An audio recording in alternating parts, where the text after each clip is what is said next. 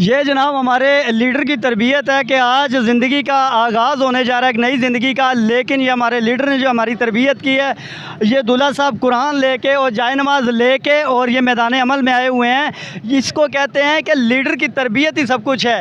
جہاں حضور کی عزت کی بات آئے گی ہم اپنا سب کچھ بھول جائیں گے، جہاں بات آئے گی قرآن کی عظمت کی ہم سب کچھ چھوڑ کے اپنے معاملات چھوڑ کے ہم میدان عمل میں آئیں گے۔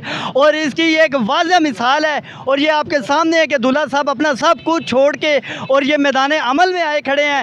حالانکہ ہو سکتا تھا کہ ایسے بھی جو لیڈروں کی تربیت ہوتی ہے کہ ناچ گانا کرواتے ہیں، ہم نے اس کو رد کیا ہے۔ لوگ کہتے ہیں نچاتے ہیں، لڑکیوں کو لاتے ہیں یہ جلسوں میں دھرنوں میں، ہم اس کی قطعاً جو ہے نا وہ اس کی حمایت نہیں کرتے، ہم اس کے مخالف ہیں، ہم اس کے رد کرتے ہیں اس کو۔ یہ ہمارے لیڈر کی تربیت ہے کہ آج ہم قرآن کو لے کے آئے کھڑے ہیں، آج ہم جائے نماز کو لے کے آئے کھڑے ہیں۔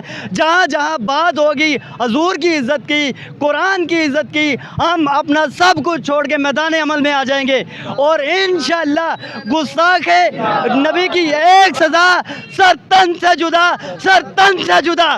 لبیک لبیک لبیک یا رسول اللہ، لبیک لبیک لبیک یا رسول اللہ، لبیک لبیک لبیک یا رسول اللہ۔